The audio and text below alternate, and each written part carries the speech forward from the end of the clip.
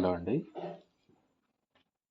ఇక్కడ మనకు నెక్స్ట్ ఏంటంటే 6 చాప్టర్స్‌గా చెప్పుకున్నాం. చాప్టర్ 7 మనకేంటుంది బర్డెన్ ఆఫ్ ప్రూఫ్. అంటే ఎవరు దానిని బర్డెన్ ఆఫ్ ప్రూఫ్‌గా చూపించాలి. ఎవరిది బర్డెన్ ఆఫ్ ప్రూఫ్ ఉంటుంది. భారం ఎవరిదనేది నెక్స్ట్ చాప్టర్ నెంబర్ 7 అనమాట మనకి. బర్డెన్ ఆఫ్ ప్రూఫ్ అంటే చెప్పాక బర్డెన్ ఆఫ్ ప్రూఫ్ అంటే ఎవరు దాన్ని నిరూపించాలనేసి. సెక్షన్ 105 ఏం చెప్తుంది? On whom burden of proof లైస్. ఎవరిది నిజము ఎవరిది అబద్ధం అంటే ఫర్ ఎగ్జాంపుల్ సివిల్ కేసుల్లో ఎవరైతే ప్లెయింటిఫ్ ఉంటాడో వాడు ప్రూవ్ చేయాలి సివిల్ కేసుల్లో. క్రిమినల్ కేసుల్లో వచ్చేసరికి ప్రాసిక్యూషన్ చేయాలి. ఓకేనా? ప్రాసిక్యూటరు బర్డెన్ ఆఫ్ ప్రూఫ్ వాడిది. అంటే ఇప్పుడు ఎవరైనా చంపేశాడని చెప్పి నువ్వు కోర్టు తెచ్చావనుకో, వాడు చంపాడని చెప్పి అంటున్నావు కదా నువ్వు, ప్రూఫ్ ఏంటని చెప్పేసి కోర్టు అడుగుతుంది క్రిమినల్ కేసుల్లో.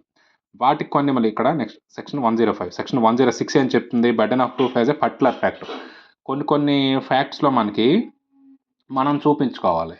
ఎలా అని, ఇప్పుడు నేను వైజాగ్లో ఉన్నాను, రాజాంలో ఒకరోజు ఏదో మర్డర్ అయింది, అయినప్పుడు ఈయన చేశాడని చెప్తుంటే లేదంటే నేను వైజాగ్లో ఉన్నానని చెప్పేసి ఒక ఫ్యాక్ట్ తెలుసు నాకు వైజాగ్లో ఉన్నాను నేను అనేసి, అక్కడ ఎక్కడైతే హోటల్లో కానీ లేకపోతే లాడ్జ్లో కానీ స్కూల్లో కాలేజీలో డ్యూటీలో ఇవన్నీ కూడా నేను చేశానని చెప్పి మనం చూపించుకోవాలి. ఎందుకు? పర్టికులర్ ఫ్యాక్ట్ నాకు తెలుసు, అప్పుడు బర్డెన్ ఆఫ్ ప్రూఫ్ నాది. ఓకేనా? నెక్స్ట్ 108 మనకేమవుతుంది? Burden of proving the case accused comes with exceptions. కొన్ని ఎక్సెప్షన్స్ ఉంటాయి మనకి. ఈ ఎక్సెప్షన్స్లో బర్డెన్ ఆఫ్ ప్రూఫ్ ఒకవేళ అంటే బర్డెన్ ఆఫ్ ప్రూఫ్ ఎవరైతే ఎక్యూజర్ ఉంటాడో ఎక్యూజరే ప్రూవ్ చేయాలి. ప్రాసిక్యూటర్ వాళ్ళు చేయలేదు. లైక్ క్రిమినల్ సివిల్ అని కాదు, ఏ కేసుల్లో అయినా కూడా.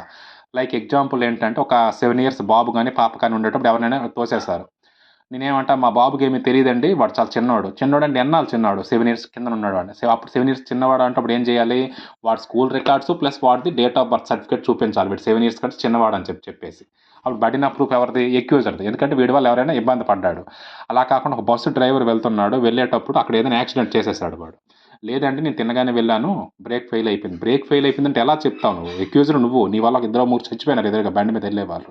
ఇప్పుడు బ్రేక్ ఫెయిల్ అయిపోయిందంటే దాని మీనింగ్ ఏంటి? నువ్వు చూపించాలి బ్రేక్ ఫెయిల్ అయిపోయింది, దానికి ఏదైతే బండికి సంబంధించిన హిస్టరీ కానీ లేకపోతే సర్వీస్ కానీ బ్రేక్ ఫెయిల్యూర్కి ఎవరైనా చూసిన విట్నెస్లు కానీ ఇలా ఎవరైనా ఉంటే అవి విత్ ప్రాపర్ డాక్యుమెంటేషన్ నువ్వు చూపించాలి. ఎదుటి వాళ్ళ ప్రూఫ్ కాదు. చచ్చిపోయిన వాళ్ళు వాడు గుద్దేశాడు, వాళ్ళు చెప్పను కదా, వాడు గుద్దేశాడు, మా వాళ్ళు చచ్చిపోవడం అనేది జరిగింది అక్కడ.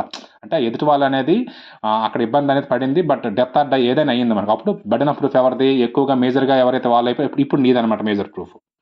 క్లియరా? అది 108 అనమాట మనకి. ఓకేనా? Burden of proving the fact acquire the comes with exceptions, ఇవి చెప్పింది ఇది. నెక్స్ట్ 109 మనకి ఏం చెప్తుంది? Burden of proving fact especially with in the knowledge. Especially with in knowledge అంటే నీకు మాత్రమే అది తెలుసు, ఇంక వేరే వాళ్ళకి తెలియదు. లైక్ ఇటువంటివి ఎక్కువగా ఎందులో వస్తాయి మనకి? నేను ఎవరికైనా ఒక 5 lakhs అప్పు ఇచ్చాను. అప్పు ఇచ్చినప్పుడు వాడు అప్పు నాకు అసలు ఇవ్వలేదు, వాడికి నాకు సంబంధం లేదని చెప్తాడు. సంబంధం లేదు వాడు చెప్పాడు అనుకో, సంబంధం అని చెప్పినప్పుడు అది క్లియర్ అయిపోయింది. బట్ ఆ ఫ్యాక్ట్ ఎవరిది? ఆ ఫ్యాక్ట్ నీకు తెలుసు, నువ్వు వాడికి ఇచ్చావని. అప్పుడు నువ్వేం చేస్తావు? నీ బ్యాంక్ స్టేట్మెంట్స్, నీ ఫోన్పే ట్రాన్సాక్షన్స్ ఇటువంటివి ఏవైనా వాడుతావు, చాటింగ్, ఇవన్నీ కూడా బర్డెన్ ఆఫ్ ప్రూఫ్ నీది. ఎక్యూజర్ వాడిది కాదు, నీది. ఎందుకంటే ఎస్పెషల్ ఆఫ్ ఫ్యాక్ట్ నీకు మాత్రమే తెలుసు అది. ఆ కేసెస్లో 109 మనకి. Next burden of proof ownership. ఇది ఆల్రెడీ ఈ కింద ఉన్న ఏదైతే ఈ స్టాపిల్తో నీకు లింక్ అర్థమవుతుంది నీకు. క్లియరా? Next birth during marriage conclusive proof legitimacy. ఇప్పుడు ఎవరైనా ఒక ఇద్దరు వైఫ్ అండ్ హస్బెండ్కి మ్యారేజ్ అయ్యింది, అయినాక వాళ్ళకి వితిన్ 9 monthsలో ఎవరైనా పాప కానీ బాబు కానీ పుడితే ఎవరైతే ఫాదర్ మ్యారేజ్ చేసుకున్న భర్త ఉంటాడో ఆయనకి తండ్రి అవుతాడు. ఓకేనా? ఈవెన్ 3 months 4 months నీకు మ్యారేజ్ అయిన తర్వాత పుట్టినా కూడా అప్పుడు నువ్వు మాత్రమే దానికి తండ్రి అవుతావు అని కోర్టు ఎక్కువగా ఇదే మనకి జడ్జిమెంట్ ఇస్తుంది. దీనికి అగైనెస్ట్గా మనం చూపించాలనుకునేటప్పుడు కొన్ని కేసుల్లో మాత్రమే, అంటే మ్యారేజ్ అయ్యి నువ్వు ఎక్కడికైనా దుబాయ్ వెళ్ళిపోయావు, లేదా మ్యారేజ్ అయ్యి నువ్వు ఎక్కడైనా జాబ్ చేస్తావు, నీకు అసలు సంబంధమే లేదు, నీ భార్యతో ఏ రకమైన ఇంటర్ కోర్స్ చేయలేదు, అప్పుడు ఎవరైనా పుడితే నేను ఇలా అవ్వనని చెప్పి అవి కూడా కొన్ని కేసుల్లో కోర్టు యాక్సెప్ట్ చేస్తుంది. సో వాటిలో మనం ప్రూవ్ చేసుకోవచ్చు. ఇది సెక్షన్ నెంబర్ 117లో. ప్రివెన్షన్ ఆఫ్ డౌరీ డెత్ అంటే ఇప్పుడు లైక్ మనం వరకట్నం కావాలనేసి ఎవరైనా ఒక అమ్మాయికి మ్యారేజ్ అయిన 7 years లోపల ఏమైనా బర్న్ అయ్యి కాలిపోయి లేకపోతే ఏమైనా సూసైడ్ ఇటువంటివి ఏమైనా చేసుకుంటే అమ్మాయి, దానికి ఎవరైతే అత్తవారు ఉంటారో వాళ్ళే బాధ్యులు. ఈ కేసు మీదని మనం చూపిస్తారు అటువైపు ఉన్న వాళ్ళు, మనం కాదని చెప్పి మనం చూపించుకోవాలి. 118లో రేప్ కోసం ఇది. ఓకే. నెక్స్ట్ ఈస్టాపెల్ అంటే ఏం లేదు. ఈస్టాపెల్ అనే కాన్సెప్ట్ చాలా ఈజీ కాన్సెప్ట్.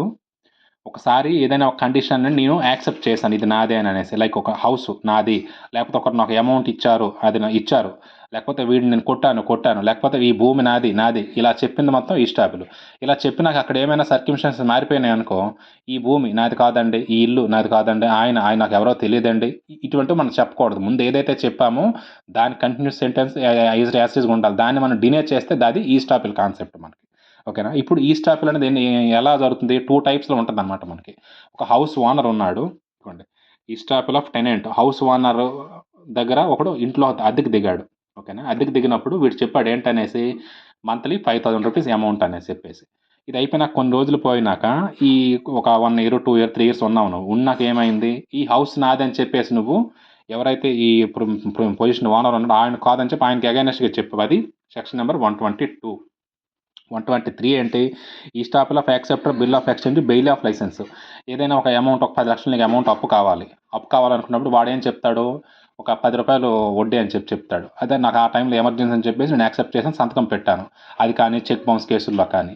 ఇది అయిపోయినాక ఒక 1 ఇయర్, 2 ఇయర్ పోయినా నువ్వు ఫైనాన్షియల్ సెట్ అయ్యావు. అరే ₹10 వడ్డీ అంటే చాలా ఎక్కువ,